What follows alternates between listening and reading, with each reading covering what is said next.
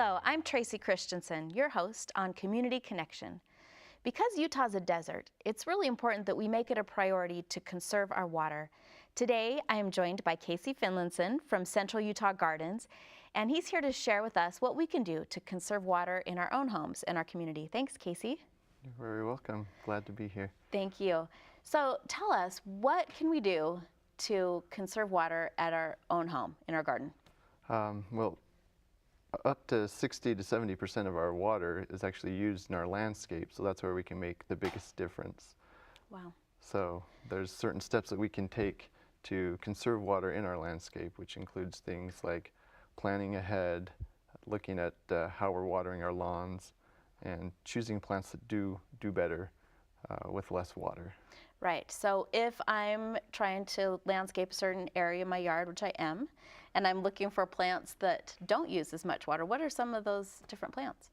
Well, you can come to our gardens and you'll see we have over 350 varieties of plants that all use less water, but they're things that you may already have or you know a lot about, like lavender, irises, some of the different types of native maple and oak trees, things like that are already out there and you can find them easily. Yeah, common things that we know. It's not strange to us. So at Central Utah Gardens, do you do tours?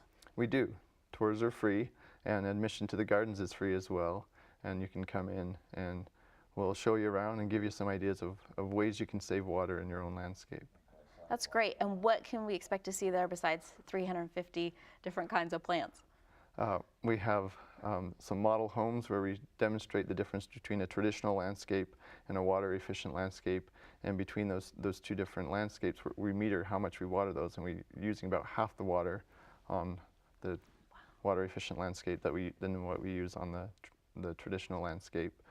So we have some different lawn varieties you can come take a look at. A lot of people are afraid that we're going to say you can't have lawn in a water efficient landscape, but you can, as long as you're just keeping it to a size that you use. And like we kind of say, if the only time you're stepping on that part of the lawn is when you're mowing it, then you probably want to put some something grass else there. Yeah, because lawn uses more water than any other plant out there. And that's really true. I bet people, they think, well, should I have lawn or should I have rocks? But you're saying that's not your only two Those aren't the choices. only two options out there. And in fact, we're trying to show people that it doesn't have to be cactus. It doesn't have to be lava rock. You'll come and you'll see that there's not a single cactus in our gardens, and we don't have any lava rocks. It's actually very lush and beautiful. That's exciting. So Casey, do we water too much? Do we water our grass too much? We do. It's the easiest thing to overwater because everybody wants to have the greenest lawn, but it actually can stay green without as much water as we're putting on out there. Okay, so everybody, we need to go visit Casey at the Central Utah Gardens and find out how to make our yards more water efficient and preserve the water that we have here in Utah.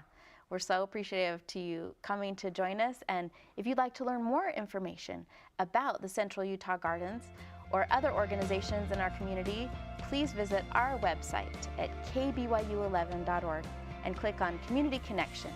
Thanks for joining us. We'll see you next time.